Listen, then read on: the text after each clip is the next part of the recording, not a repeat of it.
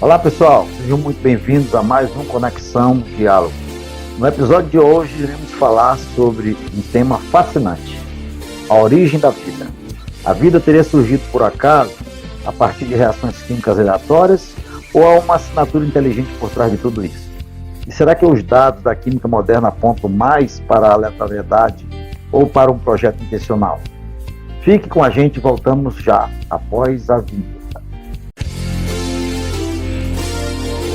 Informação, entretenimento, cultura, negócios, saúde, educação e fé. No ar, Conexão Diálogo com o Dr. Paulo de Tarso. Mais que um podcast, um debate sobre a vida. Oferecimento Wiki Telecom, a maior operadora de telecomunicações do Maranhão. Cell Dental, centro especializado em atendimento odontológico com qualidade e excelência.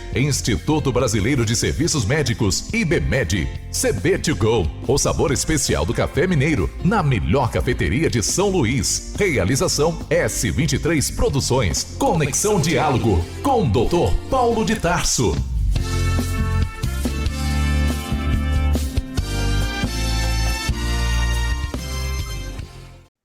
Nosso convidado de hoje é o pesquisador Eduardo Lutzer, um nome que carrega uma trajetória de vida e de estudos bastante singular. Sérgio é graduado em Química e em Teologia, com especialização em Análise de Dados, mestrado em Teologia e atualmente cursando o doutorado em Química, com foco na área de Química Prebiótica, especificamente no tema abiogênese.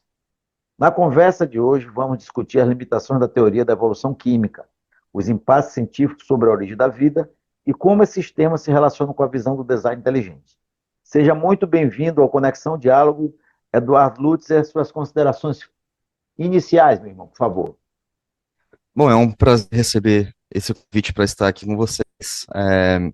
O professor Eblin, que me indicou para que estivesse aqui, e é um prazer participar disso, fazer parte desse movimento do design inteligente no Brasil, que é uma área que está crescendo bastante, não só no Brasil, como no mundo todo, e a minha área, especificamente, a área da química biótica, eu considero como sendo o braço forte do design inteligente, porque é aqui que nasce tudo, e é aqui onde estão o que eu acho que são os argumentos mais fortes em relação à existência de um design para guiar toda a ciência como nós a conhecemos. Antes da gente começar, Sérgio, eu vou fazer sua apresentação com o seu nome, Sérgio Eduardo Bernardo Mistura Lutzer, certo? Natural Exatamente. de Igrejinha, Rio Grande do Sul. Sérgio é graduado em Química, graduado em Teologia, com especialização em Análise de Dados, mestrado em Teologia, doutorado em Andamento em Química, com foco em abiogênese química. Ele iniciou o doutorado na Áustria em 21, mas abandonou por algumas questões de cunho pessoal. Em 2024, foi convidado pelo professor Marcos Eberle para iniciar o doutorado no Brasil, trabalhando com o mesmo tema anterior, Química Prebiótica Abiogênese.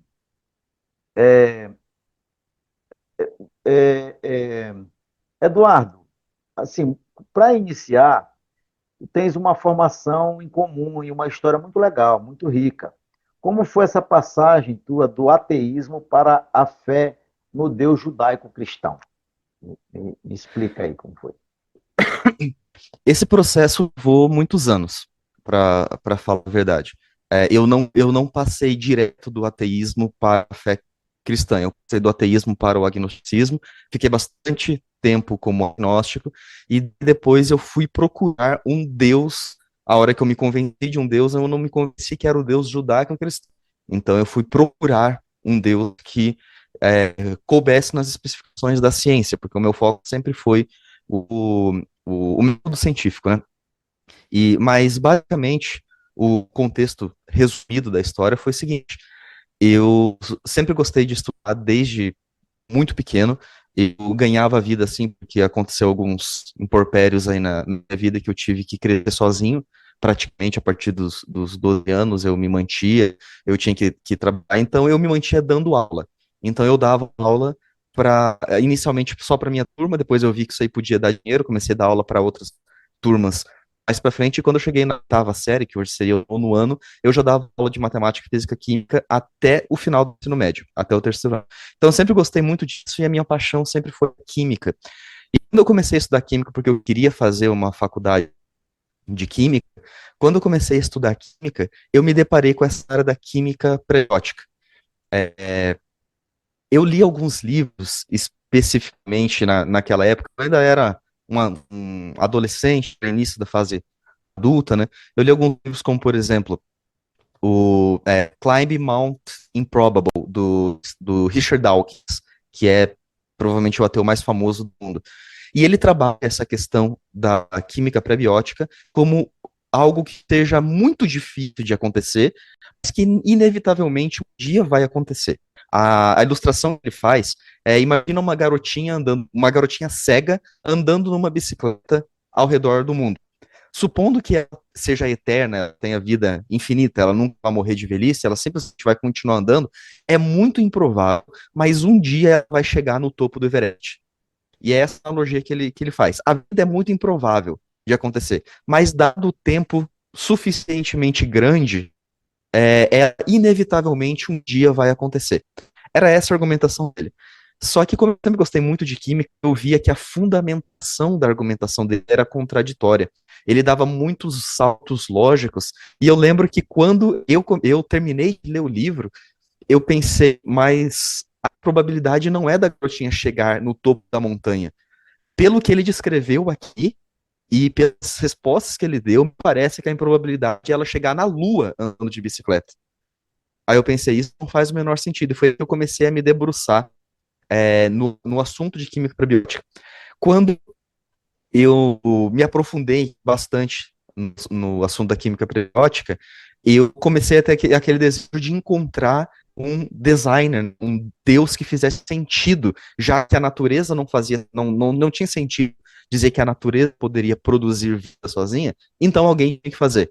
Poderia ser alienígenas, poderia ser um Deus aí de qualquer tipo, e eu comecei a procurar isso. Foi aí que eu resolvi fazer teologia. Quando eu fui fazer teologia, eu não era crente ainda. Na época da teologia, eu ainda era agnóstico. Eu fui fazer para me aprofundar, para ver como que se trata a teologia por dentro, sabe, do ambiente cristão, porque eu já estava convencido que dentre os deuses mais comuns que existem por aí, o Deus judaico-cristão, ele parecia ser o que se encaixava melhor dentro das especificações da ciência, especificamente da química prebiótica. E foi por isso que eu resolvi fazer teologia cristã, mas eu li nesse meio tempo o Corão, eu li vários livros religiosos, eu conheço mitologia grega praticamente de cor, era uma das grandes paixões, apesar que eu sabia que era óbvio que isso não era verdade, mas eu era apaixonado por esse tipo de mitologias e outras coisas. E nesse período que eu fui estudando a teologia,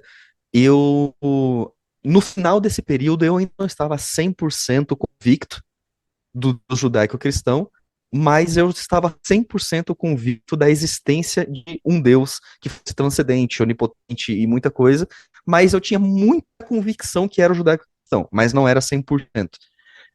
Eu continuei aprofundando nos estudos da química prebiótica, e depois eu fui fazer a graduação de química propriamente dito, para focar nesse assunto, e fora do país é um pouquinho diferente. Aqui, geralmente, os passos são graduação, depois você faz uma pós, né, mestrado, doutorado. Os passos, eles são meio enrolados, meio tudo junto. Quando você sai da graduação, geralmente você já sai com um mestrado junto. Você basicamente emenda um ano a mais, afunda um pouco e sai com o mestrado junto. E o meu foco era precisamente na química Aí, prebiótica. Eduardo, isso foi na Áustria. Isso, Tá. exatamente. O meu Eduardo, foco era... só me tira, só para as pessoas que verão esse episódio, só para Sim. eles entenderem. O que é ateísmo e o que é gnosticismo? Sim, boa pergunta. Ateísmo é a afirmação categórica e irremediável de que Deus não existe. Então, pro ateísmo, não existe possibilidade de Deus existir. Então, Deus, ele nenhum afirma, Deus. Nenhum nenhum Deus. tipo de Deus, nenhum tipo de É, Deus. é. Ateísmo de, não existe nada transcendente além do espaço, da matéria, além do que nós podemos ver e tocar, É. ok? Isso é o ateísmo. O agnosticismo é uma posição mais moderada.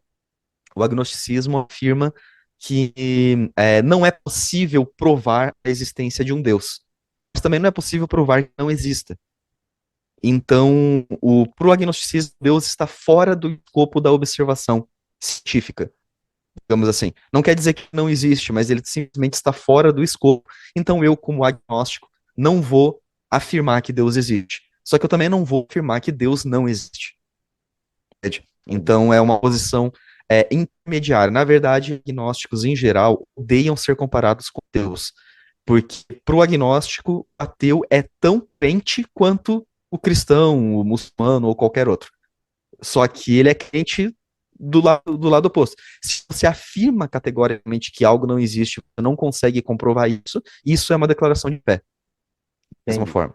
Entende? Então o agnóstico é esse passo do meio aí, certo? entendi, entendi. Então, tu estava lá na Áustria, e aí tu tava.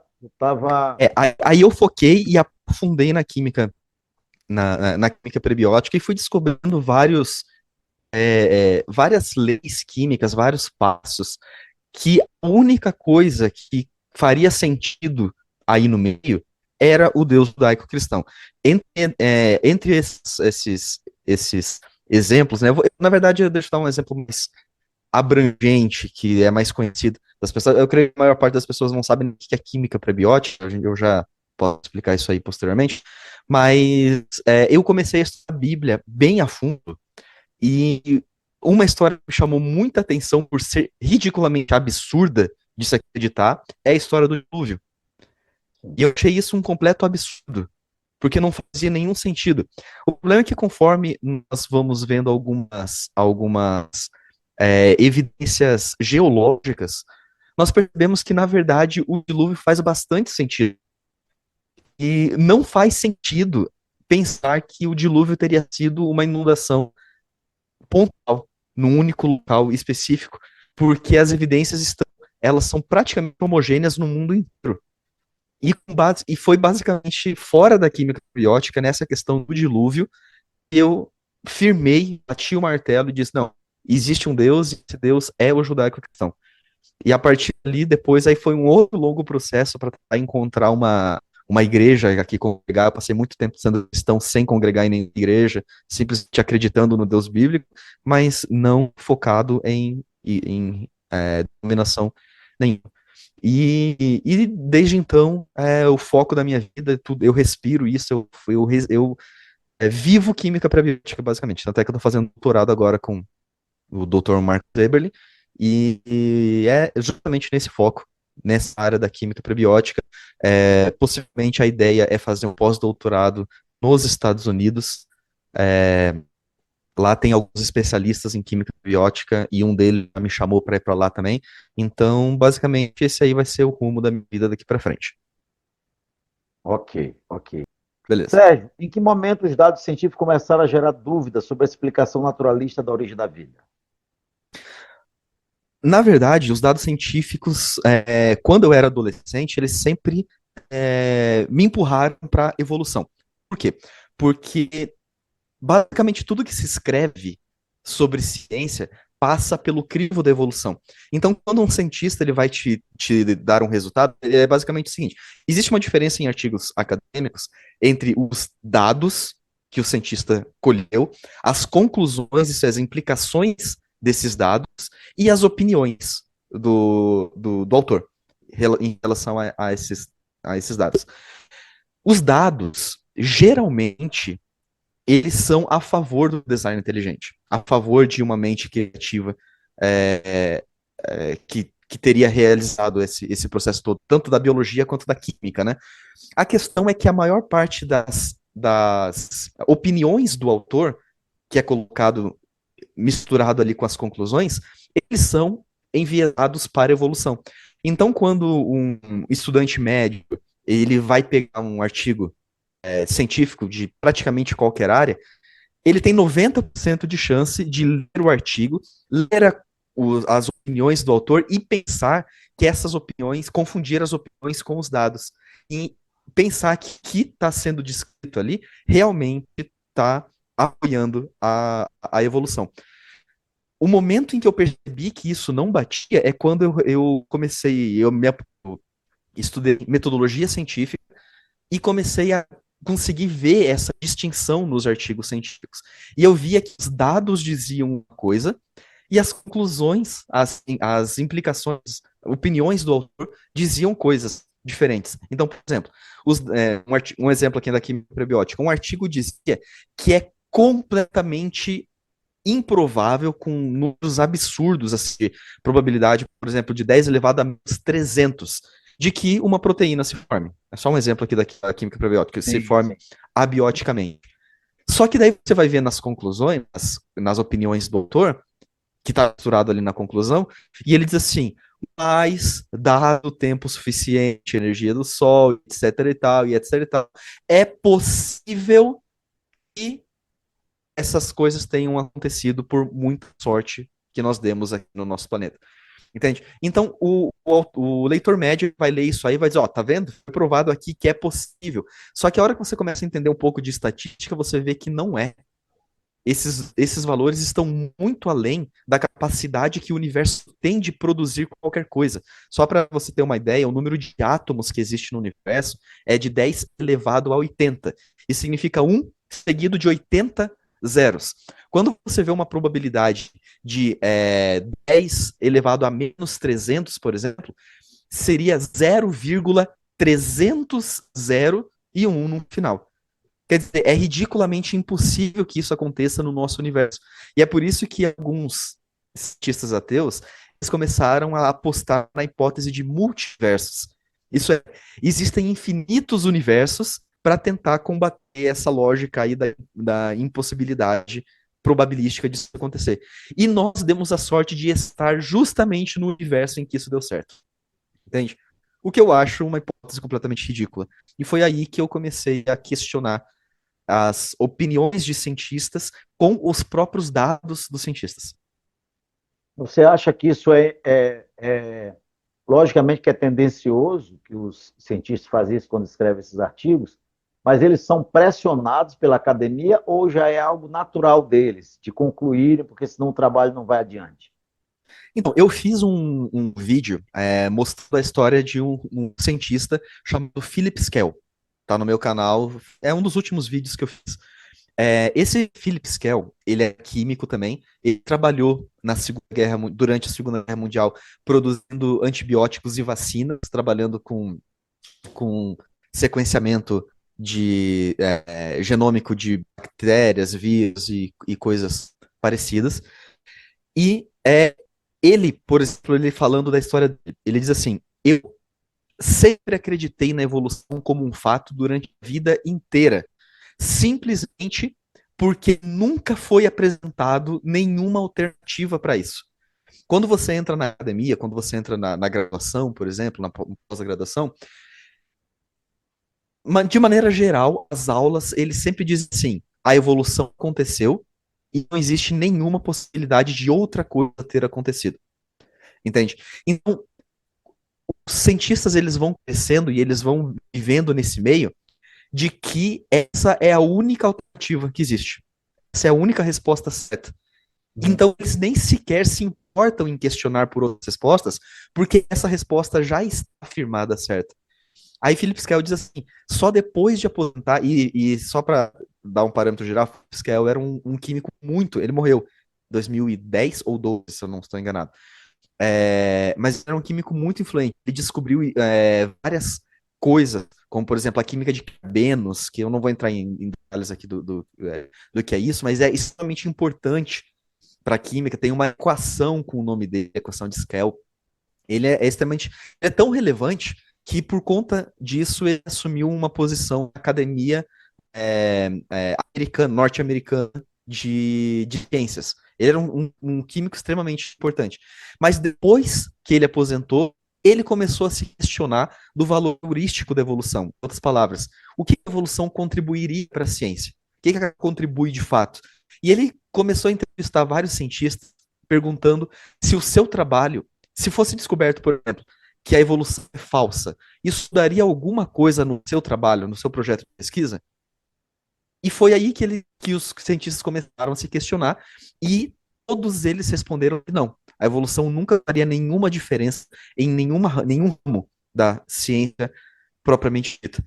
E aí ele começou a se questionar da validade da evolução, dela ser verdadeira ou falsa, mas só depois de jubilar. Isso é, durante todo esse tempo de trabalho dele, ele trabalhava na ciência, mas nunca precisou se questionar sobre evolução, precisamente porque isso já é estabelecido como um fato.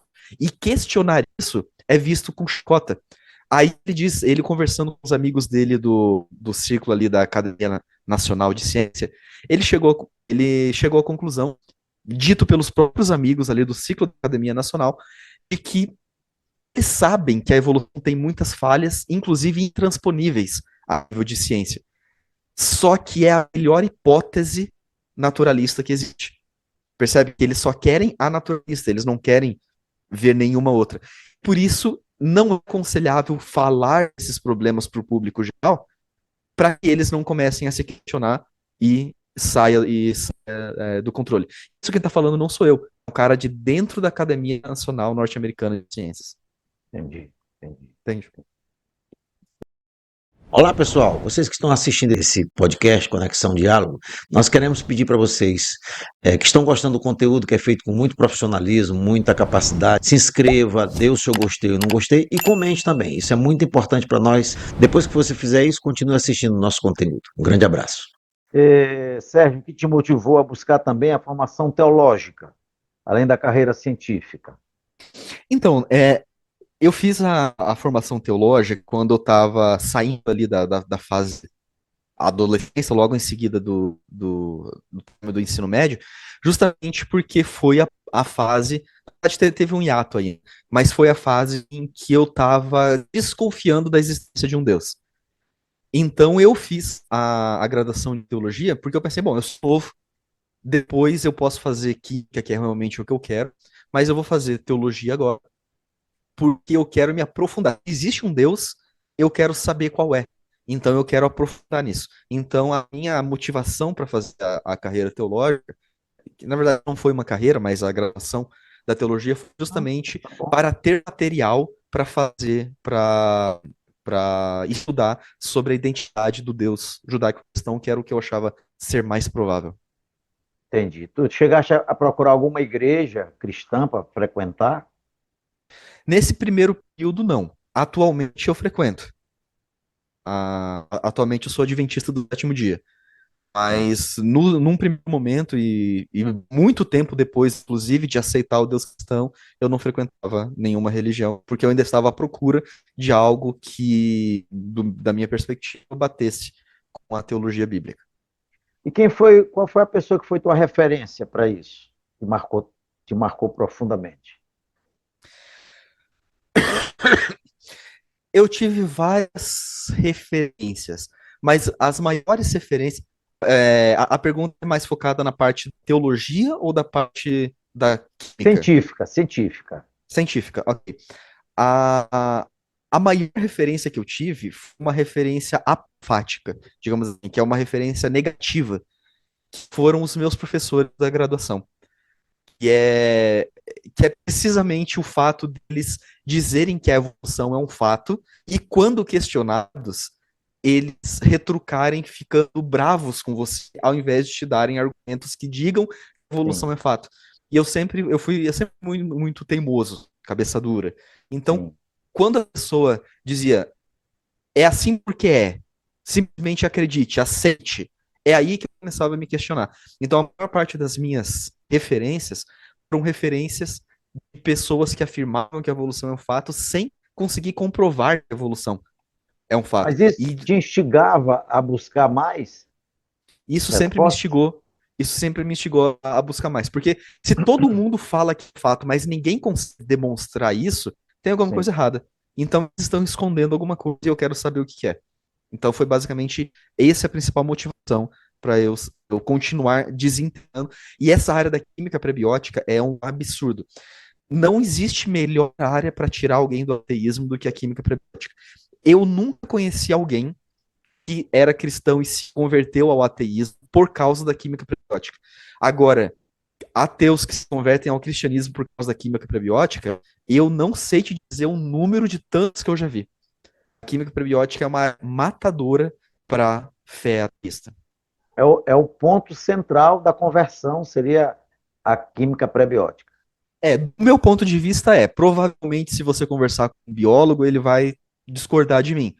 Mas no meu ponto de vista, eu escolhi justamente a área da química prebiótica porque eu não encontrei nenhum argumento na teologia, na biologia, na geologia ou em qualquer outro lugar que fosse tão convincente contra o ateísmo do que a química prebiótica.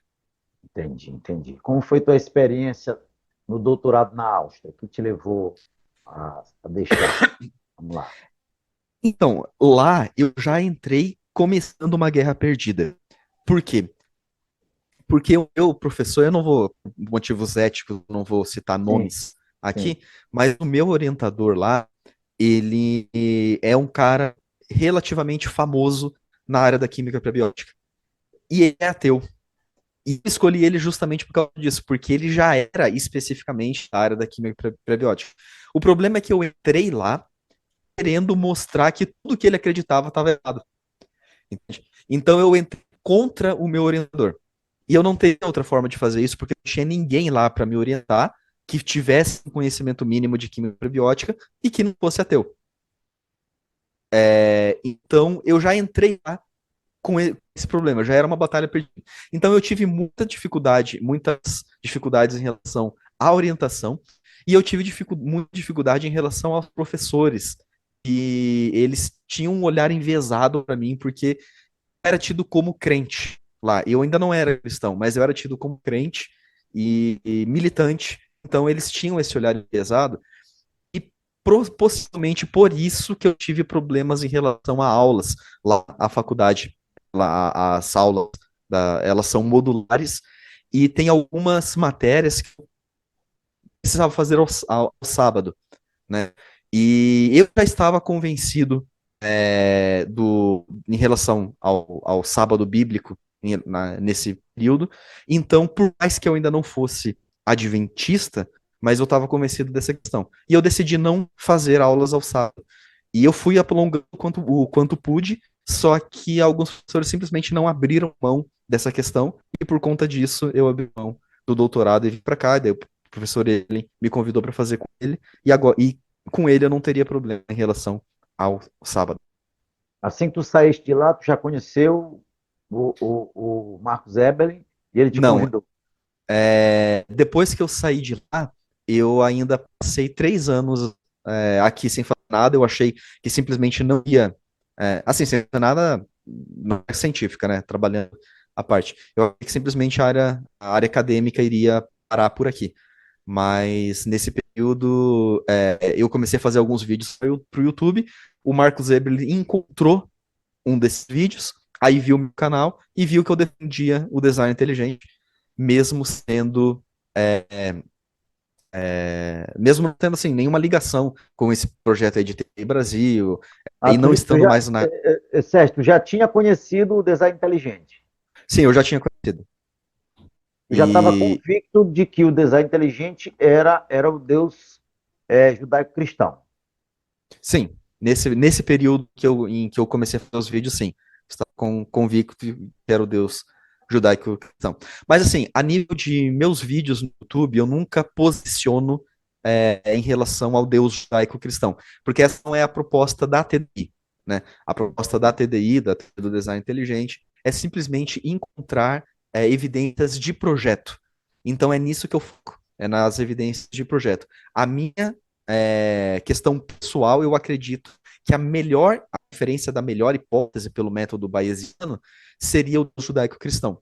E é por isso que eu acredito nele. Só que eu não me posiciono no meu canal em relação ao judaico-cristão, o fato de que eu tento ficar no neutro ali da TDI. Dentro da TDI existem ateus, dentro da TDI existem agnósticos, existe pessoas que acreditam em ETs, que foram ETs que criaram a gente, da TTI, porque o objetivo da TTI é buscar essas evidências de design, de projeto, entende? Dizer que a natureza não pode fazer isso, então é nesse foco que eu coloco o meu canal.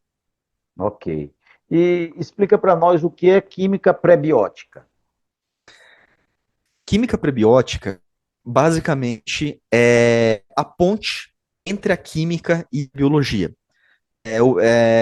Para deixar mais claro, é o ramo de química que investiga reações e condições ambientais que poderiam, hipoteticamente, ter produzido uma Terra primitiva, que os evolucionistas acreditam que foi há 4,5 bilhões de anos que essa Terra surgiu, e nessas condições que eles acreditam que a Terra era cheia de magma, por exemplo, extremamente quente, tanto é que não existia água, o hidrogênio e o oxigênio da água estavam dissociados, enfim. Nessas condições extremamente caóticas, eles acreditam que surgiram os blocos de construção da química, que são os açúcares, aminoácidos, bases nitrogenadas, lipídios. E a química prebiótica investiga dentro do modelo naturalista, dentro do modelo evolutivo, como que essas moléculas orgânicas poderiam ter surgido, posteriormente se complexado, que entra na biopoese, se complexado para formar organelas, para formar sistemas metabólicos e, posteriormente, encapsulado para formar as primeiras que chamam de protocélulas, né? Que são formas rudimentares de vida diferentes das que nós conhecemos hoje, de acordo com a ideia deles. Não existe nenhuma evidência da existência dessas formas rudimentares, mas eles precisam para encaixar aí dentro do modelo deles. Perfeitamente. E o que exatamente propõe a hipótese da biogênese química e como ela tenta explicar a origem da vida? Desculpe, e como? E como ela tenta explicar a origem da vida? Assim, a biogênese, a hipótese de abiogênese, ela já existe há bastante tempo. Antigamente se pensava que se você deixasse roupas sujas num quarto, de repente apareceria ratos que teriam brotado do nada. Porque você diz, a roupa suja foi ficada. Ou vermes em carne lá brotaram do nada também, em material decomposto, né? Então alguns acreditavam que isso aí era chamada era o que era chamado de abiogênese antes. A biogênese química não é isso. A biogênese química é a hipótese que justifica a ideia de Charles Darwin do surgimento da primeira forma de vida. Só para contextualizar, Charles Darwin ele escreveu no Origem das Espécies que todas as espécies tinham um ancestral em comum, e esse ancestral em comum ele teria sido vindo à existência primeiramente pela criação de Deus. Então ele acreditava que Deus havia criado o primeiro ser vivo. O problema é que o livro de Charles Darwin ele foi muito bem recebido pelo público ateu e não pelo público cristão. Porque, como disse Richard Dawkins, por exemplo, a hipótese de Charles Darwin foi o que conseguiu fazer os ateus se sentirem inteligentes em seu ateísmo. Uhum. Porque antes disso era ilógico, irracional dizer que não existia um Deus para criar tudo. E Charles Darwin proporcionou essa ideia. Só que eles não gostaram dessa frase de que Deus teria criado a primeira forma de vida. Tanto é que em versões posteriores da origem da vida, isso foi tirado, dizendo, e eles trocaram por simplesmente essa primeira forma de vida ter vindo à existência. Aí Charles Darwin ele vai propor posteriormente que existia uma poça quente, cheio de produtos orgânicos ali dentro, e a poça quente, com energia que poderia vir de raios ou energia térmica, enfim, poderia aglomerar esses compostos orgânicos para formar uma célula, para formar o primeiro ser vivo. E isso é chamado de abiogênese química. É essa aglomeração de compostos orgânicos fundamentais com outros compostos inorgânicos para gerar a primeira forma de vida rudimentar, que é esse ancestral comum que Charles Darwin havia proposto. Então, essa é a hipótese da abiogênese química, buscar essas reações químicas que poderiam acontecer sem interferência de outros compostos vivos, sem interferência de vida prévia, porque eles deveriam acontecer num ambiente que ainda não existia vida. Era só um ambiente puro químico da Terra adiana, que é o que eles propõem que a vida teria surgido lá. E essas reações teriam que gerar a primeira célula. O único problema dessa hipótese toda é que quando Charles Darwin propôs isso, ele acreditava, e ele mesmo escreve isso, que a célula era uma célula, um organismo, né, celular, era tão complexo quanto a gelatina. Ele acreditava que a célula era isso. Era simplesmente um amontoado luminoso, que ele diz assim, e era isso que ele acreditava que era a célula. Por isso que ele imaginou que a química poderia gerar isso, porque a química pode gerar isso, de fato. O problema é que, comparado com a célula de Charles Darwin, a célula que nós conhecemos hoje, depois da microscopia eletrônica e outras coisas, é infinitamente mais complexa do que Charles Darwin havia proposto. Se a célula de Darwin, assim, a nível de comparação, fosse um carro, a nível de complexidade, a célula que nós conhecemos hoje, ela é o universo inteiro a nível de complexidade. Ela é muito, e muito, ordens de magnitude mais complexas. O problema é que é a única coisa que faz sentido sem um Deus para ter criado. Então eles precisam, de uma forma ou outra, acreditar que essas interações químicas podem gerar um organismo vivo a despeito de todas as evidências serem contrárias a isso. Entendi, entendi. Conhecendo, assim, uma curiosidade minha, tu conheces algum ateu que é capaz de defender a complexidade hoje da célula e não defender a existência de algo que foi criado? Ele acredita piamente que essa célula evoluiu nessa complexidade toda? Sim, eles acreditam, porque precisam acreditar. A questão que eles colocam é o seguinte: a ideia deles, da maioria dos ateus, inclusive isso é dito pela boca de Atkins, que é um químico também, extremamente famoso, que é autor dos melhores livros didáticos que existem de química. Boa parte das graduação, pós-graduação usam livros do Atkins. Na ideia dele, a ciência é onipotente.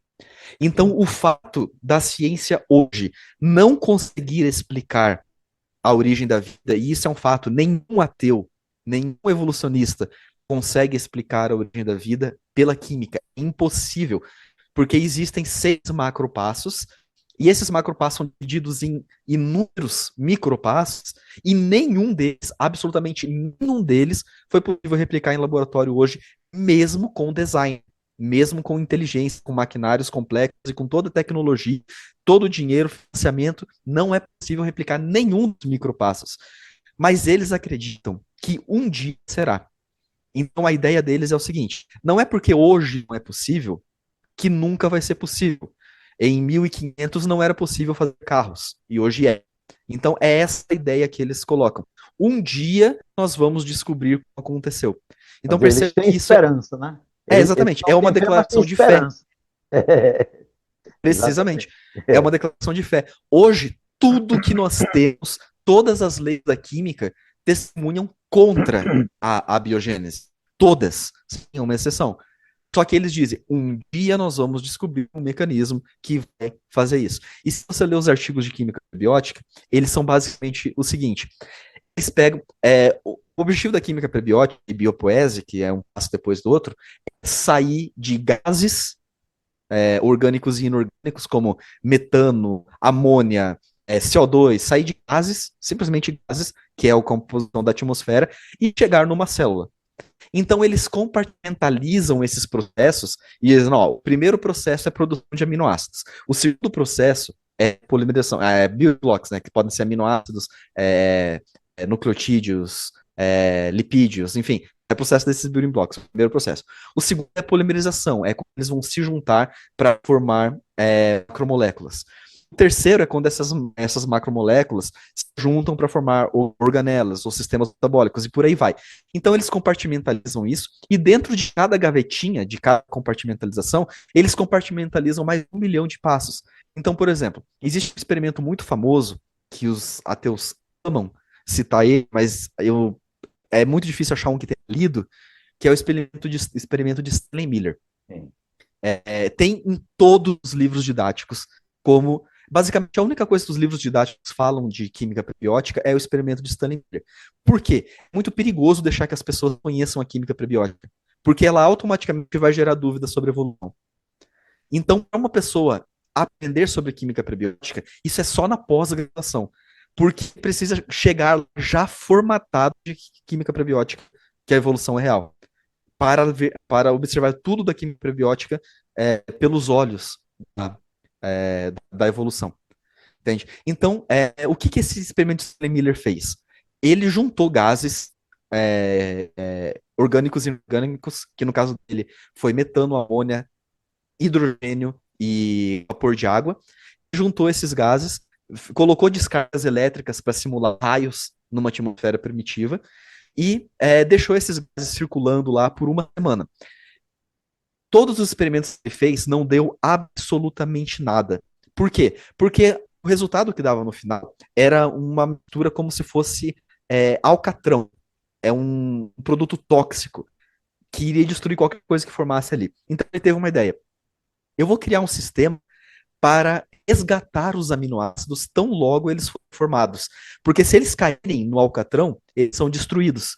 E ele criou um sistema que ele chamou de trap code, e esse sistema resgatava os aminoácidos. E nesse sistema todo aí, com os aminoácidos sendo resgatados, processo que não existe na natureza de acontecer, mas com esses aminoácidos sendo resgatados, ele conseguiu 3 aminoácidos apenas. E só para você entender, qualquer proteína no seu corpo, e a proteína é o corpo que compõe todas as células, tudo que existe no seu corpo, qualquer proteína formadas inevitavelmente por 20 aminoácidos diferentes. E é a combinação desses aminoácidos diferentes que formam todas as proteínas que vão fazer todas as funções que elas têm diversas funções. Ele conseguiu 3, que são os aminoácidos mais simples. Só que junto com esses 3, ele conseguiu 2 outros aminoácidos venenosos. Só para você ter uma ideia, existem 500 tipos diferentes de aminoácidos na natureza. Dentro das células, só existem 20. Todos esses 20, eles têm uma característica em comum, que são aminoácidos alfa, um tipo determinado de aminoácido, e dentro dos aminoácidos alfas, eles ainda têm uma outra característica comum, que são levógeros, quer dizer, todos eles viram para o mesmo lado. Se dentro dessa mistura existir apenas um destrógeno, isso é chamado de quiralidade, destruía completamente a possibilidade da vida. Só a nível de ilustração, existem venenos que são justamente venenosos por ter um aminoácido destrógeno.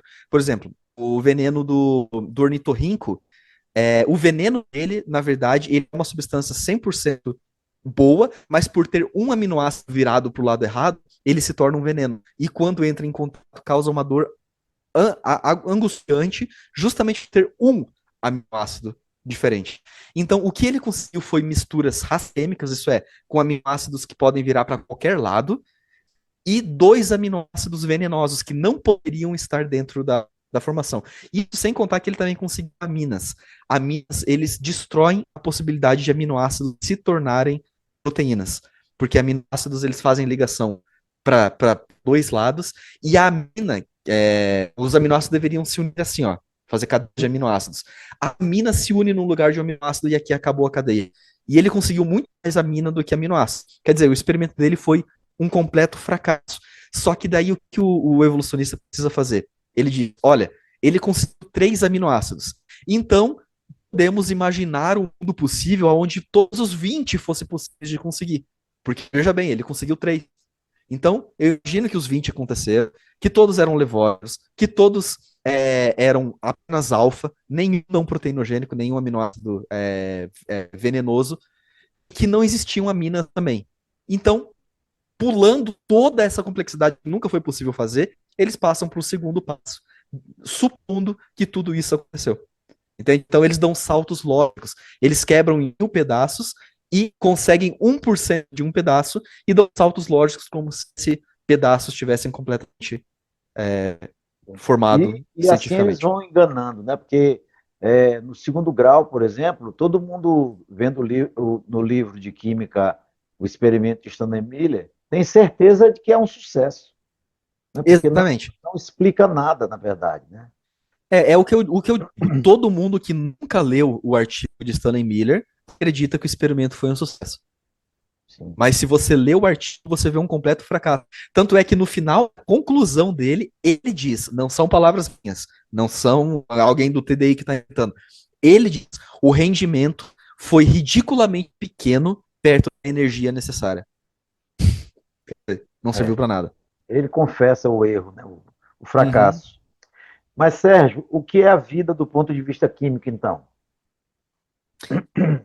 Então, essa pergunta, na verdade, ela é bem complexa de responder, inclusive do ponto de vista biológico. Mesmo Sim, na biologia, você tem algumas dificuldades para determinar exatamente o que é vivo ou não. Por exemplo, existe um debate dentro da biologia se o vírus poderia ser considerado um organismo vivo ou não. O conceito geral é que não. Por quê? Porque ele tem taxa metabólica zero. Ele simplesmente não consegue metabolizar os próprios substratos, nada, nenhum processo ele consegue fazer sozinho. Ele precisa parasitar uma célula. Do ponto de vista químico, geralmente se coloca três características como sendo essenciais para que algo seja considerado vivo a partir da química prebiótica, que são as características mínimas que eles procuram para tentar formar vida a partir de produtos químicos. A primeira característica seria a automação. Que é automação? É a capacidade de realizar o seu próprio metabolismo, que é isso que o vírus não tem, certo? Ele precisa de máquinas moleculares de outras células, outros maquinários, para que ele possa se manter vivo. O segundo seria autossustento. Autossustento é basicamente qualquer forma de alimentação, obtenção de energia. Essa célula, esse organismo, ele precisaria de um meio de adquirir energia, de tirar energia do meio para sustentar a sua automação, os seus processos metabólicos. E o terceiro passo, que é inevitável, ele precisaria ter para consideração mínima do que é um ser vivo, seria autopreservação. Autopreservação seria, em outras palavras, reprodução, porque esse organismo não pode viver para sempre. Então ele precisa garantir que outros descendentes dele estarão lá quando ele se for. Entende? Então, eu preciso dessas três coisas: capacidade metabólica, autossustento, isso é a capacidade de trazer energia de fora para dentro dele, e autopreservação, capacidade de se reproduzir e manter a sua descendência ativa quando ele se for. Para isso, existe um campo de estudo chamado de life limiar, ou limiar da vida. É o que eles procuram construir células artificiais que tenham essas três capacidades, sendo o mais simples possível. E esse assunto poderia se estender bastante, mas basicamente eles criam modelos computacionais que dizem que a partir de 200 genes já seria possível células desse jeito, esse mínimo. Só que na vida real, eles não conseguiram nada inferior a 470 genes que mantivessem essas características. Qualquer coisa abaixo de 470 genes, ou ela não se replica, ou ela não consegue trazer energia do meio, ou ela não tem processos metabólicos corretamente. Qualquer coisa abaixo de 470. Que é inclusive esse ponto aqui eu vou aprofundar na palestra do 6º Congresso da TDI, que eu vou fazer lá no sábado à noite. Mas basicamente é isso. Do ponto de vista químico, o mínimo que seria esperado seria algo entre 200 e 400 genes, que é a unidade de informação genética, o DNA, para se construir um organismo vivo. E isso implicaria em 400 tipos diferentes de proteínas e a formação completa com aproximadamente algo em torno de 1,5 milhão de pares de bases e cerca de 900 mil proteínas contando as cópias, né? Perfeitamente, perfeitamente. E o que diferencia a proposta do design inteligente de outras explicações sobre a origem da vida, então? Basicamente, nós só temos duas explicações para a origem da vida, que seria a explicação naturalista, que é ninguém fez, e a explicação da TDI, que é alguém fez. Então, dentro da explicação naturalista, nós podemos pegar várias vertentes. Tem gente que acredita no mundo do RNA, que o RNA formou primeiro. Tem gente que acredita que as proteínas formaram primeiro. Tem gente que acredita no mundo ribonucleico, que RNA e proteínas, elas coexistiram e uma ajudou a fazer a outra, enfim. E dentro da TDI existem várias propostas também, que pode ser aliens, pode ser o Deus judaico-cristão, pode ser outros tipos de deuses. Então existem basicamente apenas duas propostas, que é a TDI, alguém fez, e o naturalismo, o evolucionismo, ninguém fez, certo? Então, basicamente, a grande diferença das propostas é o pressuposto. O pressuposto evolucionista, pressuposto é a ideia que você tem antes de começar a investigação, certo? Então, o pressuposto evolucionista é: não importa o que eu encontre, ninguém fez. Eu não posso assumir que alguém fez. Então, não importa o nível de complexidade, eu preciso arrumar uma explicação para dizer que isso aconteceu de forma natural. O pressuposto da TDI é o oposto. Só que a TDI ela não parte do pressuposto de que alguém fez. A TDI simplesmente vai colocar na mesa o fenômeno, como por exemplo a complexidade da vida, a origem da vida, e vai procurar uma resposta naturalista para isso. Não tendo uma resposta naturalista para isso, que esteja cientificamente plausível, então ele vai concluir, deduzir a partir disso que alguém fez. Porque apenas processos inteligentes podem gerar complexidade, é o que a gente chama de informação semântica, certo? Então, o que eu chamo de informação semântica? Vamos supor que você está numa floresta. Aí você vê um grupo de árvores alinhado em forma de C, por exemplo. Por mais improvável que seja, isso não é ridiculamente impossível que aconteça, certo? Então você pode concluir que existe uma possibilidade das sementes terem caído no lugar certo e as árvores formaram um formato de C.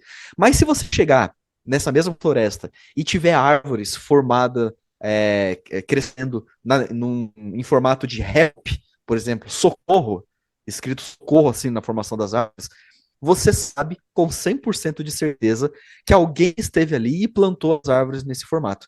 Por quê? Porque o C pode ser uma coincidência, mas a informação, help, socorro, que essa organização das árvores trouxe, com certeza foi feita por alguém, certo? Então, a partir disso, o design inteligente, ele olha o evento e ele diz: é possível que a natureza tenha feito? Se é possível que a natureza tenha feito, beleza, cara. Então, aconteceu naturalmente. Não tem nenhum problema. Existem várias coisas que podem simplesmente acontecer naturalmente. Por exemplo, compostos orgânicos podem se formar naturalmente. O problema é que a informação do RNA e proteínas não podem. Porque proteína... imagina o seguinte... nucleotídeos, que é os building blocks do RNA, ou aminoácidos, que são os building blocks das proteínas, eles são como pecinhas de Lego. Certo? Você compra uma caixa de Lego que vem tudo misturado lá. Essas pecinhas de Lego, elas podem se formar naturalmente na natureza. Os aminoácidos, no caso dos nucleotídeos, não, que elas são muito mais complexas. Mas os aminoácidos, sim, eles podem se formar naturalmente na natureza. O problema é que, de partir dessas pecinhas completamente desordenadas num caos, para montar um castelo medieval com essas pecinhas, você precisa que essas pecinhas estejam na posição certa, no local certo, do jeito certo. E isso não é possível da natureza fazer. Se você visse pedras empilhadas de forma que montou uma casa, um castelo, você só pode ser louco se disser que isso foi formado naturalmente, mesmo que todas as pedras tenham sido formadas naturalmente, entende? Então a proposta da TDI é justamente isso. Você olha para o fenômeno e tenta encontrar uma explicação naturalista. Não havendo, então só sobrou uma. Alguém fez. Não, mesmo que eu não saiba quem foi esse alguém. Quem que fez o Stonehenge? Quem que moldou os moais na Ilha de Páscoa? que eles levaram lá? Como que os egípcios cortavam aquelas pedras lá que podiam ter de 2 a 80 toneladas com uma precisão, com um espaçamento de meio milímetro entre elas. É muito mais preciso do que os nossos tijolos modernos. Como que eles fizeram isso naquela época? A gente não sabe. Existem hipóteses, a gente não sabe. Mas uma coisa a gente tem certeza, para todos esses exemplos que eu dei, alguém fez. Não aconteceu, naturalmente. Porque tem informação especificada, sim, informação complexa que a natureza não é capaz de gerar. Entendi. Eduardo, eu tenho visto aí alguns podcasts, inclusive com o professor Marcos Eber também, alguns debates em que os evolucionistas, né, eles acusam a TDI de ser apenas uma fé disfarçada de ciência. Sim. O que tu acha disso? Fé, a definição bíblica de fé é a certeza das coisas que não se veem, certo? É exatamente isso que acontece com a biogênese química. Por exemplo, você não consegue fazer o processo no laboratório, mas você tem certeza que um dia vai conseguir. Isso é a própria definição de fé. A TDI, ela simplesmente ela está argumentando o óbvio. E o óbvio é que coisas extremamente complexas, que precisam de informação especificada, de informação semântica, elas não podem ser produzidas pela natureza. Quando você parte da TDI para defender um designer especificamente, aí sim, provavelmente você estaria entrando no campo da fé. Porque, por exemplo, eu acredito no Deus judaico-cristão, mas eu acredito piamente que o Deus judaico-cristão não pode ser colocado num laboratório para testá-lo. Caso contrário, ele não seria o Deus transcendente que é necessário para ser o Deus judaico-cristão. Entende? Então, se eu consigo colocar Deus no laboratório, ele é menor do que a ciência. Então, eu não acredito que a ciência tenha o poder para colocar Deus no laboratório. Mas a TDI, ela não se importa em colocar Deus no laboratório. O foco da TDI é ver sinais de projeto, de design. E isso é a própria essência da ciência. A ciência ela precisa olhar para alguma coisa, como por exemplo as ciências forenses, a arqueologia, ela precisa olhar para alguma coisa e discernir se ela é simples o suficiente para a natureza ter feita ou complexa o suficiente, ou complexa demais que exija um design. Então, quando um arqueólogo ele tá escavando, ele vê pedra, e diz, isso aqui é tudo natureza. Mas a hora que ele vê uma flecha, ele vai dizer, não, isso daqui não pode ter sido pela natureza, porque é complexa demais. O que o DI faz é justamente isso. Ele não vai inferir, impor um modelo religioso ali. Ele vai simplesmente olhar e dizer, não, isso daqui não pode ter sido feito pela natureza. Logo, pelo método científico, eu preciso dizer, entender que alguém fez, e agora eu vou procurar as evidências como foi feito, qualquer coisa parecida, mas a TDI ela se atenta fielmente ao método científico, diferente do naturalismo, que exclui qualquer coisa que não seja natural. Então, a nível de ciência, o naturalismo é muito mais fideísta do que a TDI. Mas certeza que os evolucionistas, eles dizem isso para desqualificar os cientistas da teoria do design inteligente, né? Para, de maneira pejorativa, dizer que fé é uma coisa má para a ciência, né? Como se isso nunca tivesse sido encontrado, ou que fé e ciência são incompatíveis, né? Parece que eles dizem isso aí, né? Exatamente. Tem o livro do João Paulo, esse livro aqui, ó. Sim. O livro do João Paulo, ele coloca muito bem como que o darwinismo ele tenta fazer o controle da ciência. Ele tenta controlar a narrativa para que qualquer coisa que seja colocado contra, oposto às ideias do darwinismo, seja visto como pseudociência. Na verdade, esse termo pseudociência ele é esdrúxulo, ele só existe assim em ambiente não acadêmico. Então tem até gente que escreve sobre isso aí, mas é ambiente não acadêmico. Mas enfim, de qualquer forma, eles tentam colocar qualquer coisa que se opõe ao naturalismo como como a margem da ciência, precisamente porque eles mesmos estão à margem da ciência. Então, se você consegue colocar uma teoria alternativa, que ela faz muito mais sucesso pelo método bayesiano, por exemplo, é muito mais provável, e obviamente é muito mais provável que um designer tenha criado do que produzir vida naturalmente, porque é nítido que no laboratório é muito mais fácil criar qualquer coisa relevante do que você deixar acontecer na natureza. Simplesmente não vai acontecer nada. Então, esse tipo de proposta iria com certeza desbancar o naturalismo, por ser mais óbvio. E é por isso que eles não podem deixar esse tipo de proposta entrar. Então, eles vão fazer sarcasmo, eles vão tirar sal, eles vão fazer qualquer coisa, porque é o medo dessa proposta chegar realmente força na academia. Porque se chegar e alguém disser que é possível você investigar tanto o naturalismo quanto o não naturalismo, quanto a intencionalidade, acabou para o naturalismo na maior parte desses processos. Inclusive aquele filósofo francês, Foucault, né? Ele Foucault. defende o controle do discurso, defende o controle da narrativa exatamente para evitar que outra ciência chegue no lugar do evolucionismo, né? E contaminar, entre aspas, a academia e destroçar e desbancar a teoria da evolução. Não é isso? Exatamente. Foucault, ele fala que Mendel, por exemplo, ele não estava no verdadeiro da ciência.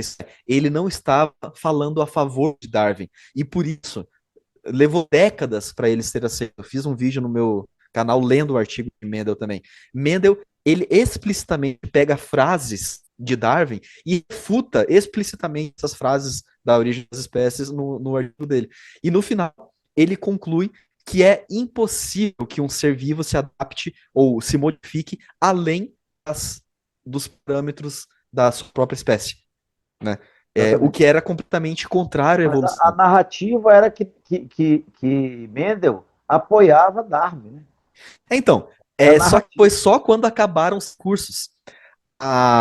No início do século XX, o Darwin começou a entrar em descrédito, que nenhuma de suas previsões aconteceu, nem no registro fóssil. A narrativa hoje do registro fóssil é que ele é completo, né, cheio de formas transicionais, mas os próprios geólogos,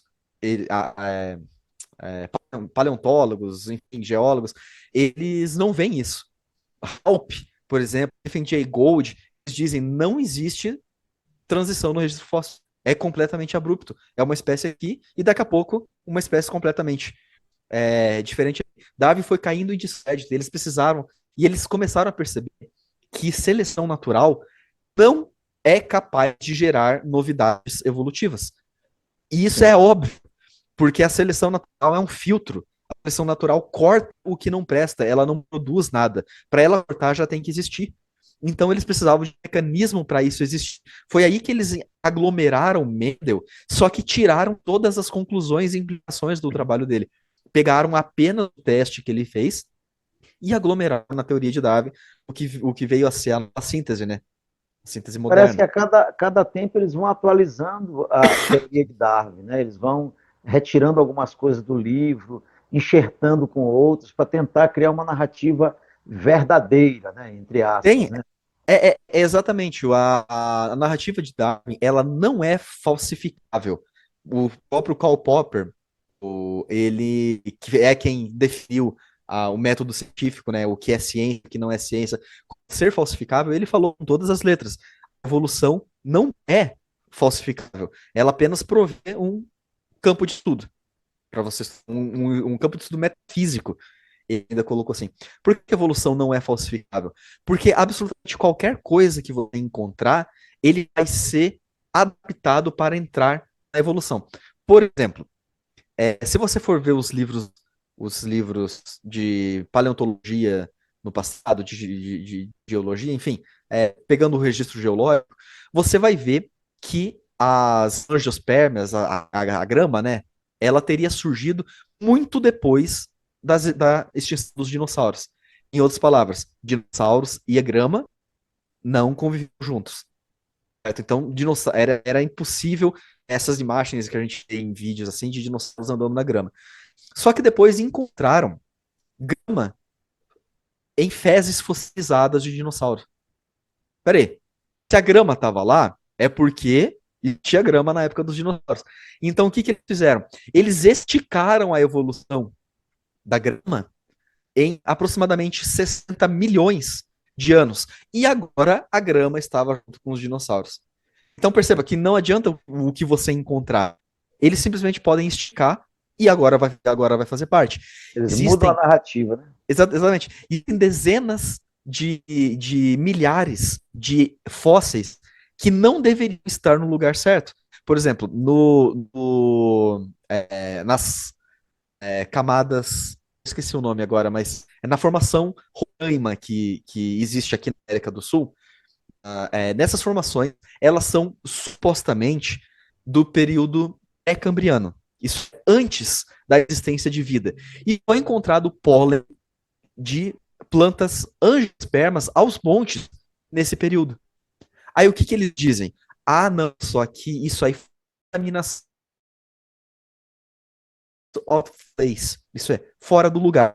Esse fóssil não significa nada. Ele está fora do lugar, foi uma anomalia que aconteceu. O que vale são todos os outros. Entende? Existe fóssil de moscas com olhos, dá para ver perfeitamente os olhos com mais de 2.000 hominídeos, enfim, muito próximo do pré-cambriano, já no cambriano, mas muito próximo do pré-cambriano. Só que elas deveriam aparecer centenas de milhões de anos depois. Aí o que eles dizem? Ah, é uma mosquinha pequena, isso aí pode ter entrado por erosão e contaminou lá dentro. Entende? Então, não importa o que você encontrar, toda evidência vai se adaptar à narrativa. Perfeitamente, perfeitamente. Ô, Sérgio, tu tens também um canal no YouTube, né? A Verdade, O Verdade Nua e Crua, é isso? É, E é que tipo de conteúdo tu compartilha com lá por lá? o nome do canal é Eduardo Lutzer, o nome é Sérgio Eduardo, né? Então o nome do canal é Eduardo Lutzer, Verdade Nua e Crua. E no meu canal ele é focado basicamente em química prebiótica. Então eu basicamente é, são basic, o conteúdo que eu faço é ou react de debates aonde se usa argumentos de química prebiótica, ou leitura de artigos, que daí não é necessariamente só da química prebiótica, mas eu pego o artigo e leio e explico de forma que fique fácil para o público leigo entender. Então, basicamente, o meu canal é isso. Ou é reacts artigos de química prebiótica, ou leitura de artigos e exposição para facilitação da ciência para o público não acadêmico. Perfeitamente. Para quem deseja se aprofundar nesse tema, por onde você recomendaria a pessoa começar? Eu fiz uma rota um pouco estranha. Eu comecei pelos livros ateus, né? Então eu comecei por Richard Dawkins, eu fui para Stephen Hawking. Hawking não fala tanto de química prebiótica, mas ele dá umas pinceladas nisso. Né? Então essa foi a rota que eu fiz. Para quem gostaria de começar no estudo da química prebiótica, eu escrevi 2 livros sobre isso, só que infelizmente eles não estão em português. Eles estão em alemão, né? Mas eu recomendaria de verdade artigos que falam sobre química prebiótica, porque não existe nada didático falando de química prebiótica de maneira fácil. Quem tentou fazer isso foi Richard Dawkins, só que ele tentou fazer isso enviesando para o evolucionismo.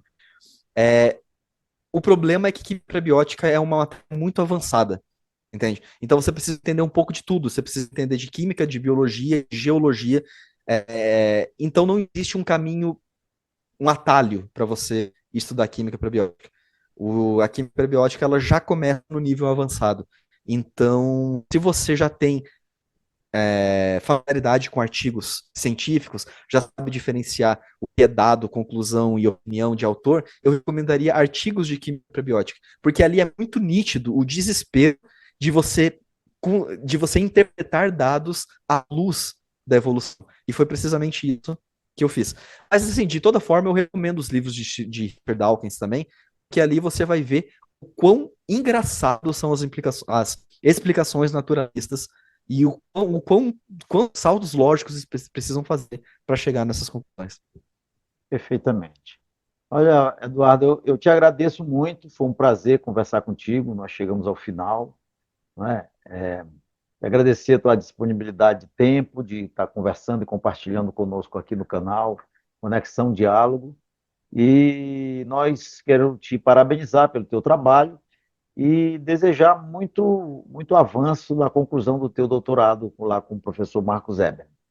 Tá bom, meu irmão? Tá bom, eu agradeço o convite de estar aqui e a abertura para compartilhar um pouco da minha área de estudo e todo o apoio que a Conexão Diálogo também tem dado para a TDI no Brasil, né? Então foi um baita de um prazer estar aqui com vocês. Tá, outra oportunidade, quero te convidar para outras oportunidades, divulgar qualquer trabalho teu, a gente, se quiser entrar em contato, ou a gente vai entrando em contato te convidando para outra live, tá bom? Te gravar. Sim, com certeza. Novamente. Tá? Nos encontramos no 6º Congresso, estarei lá no 6º Congresso da Sociedade Brasileira do Design Inteligente. Meu irmão, o Senhor te abençoe e te guarde, sucesso no seu trabalho, a gente se encontra lá em São Paulo. Grande abraço. Igualmente, prazer, tchau, tchau. Prazer, tchau.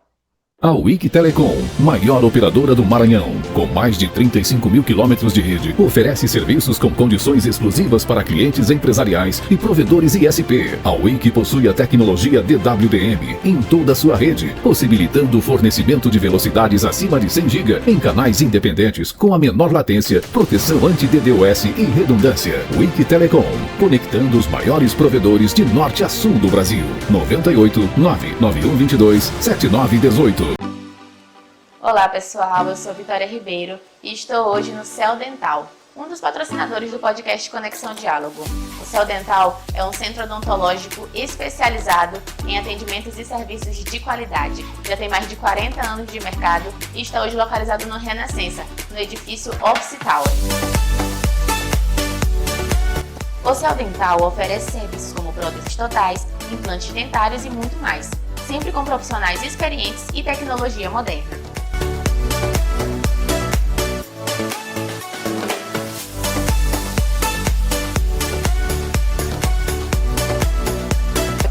Quer agendar uma consulta ou fazer uma avaliação? Basta entrar em contato através do número 98 32 21 4174.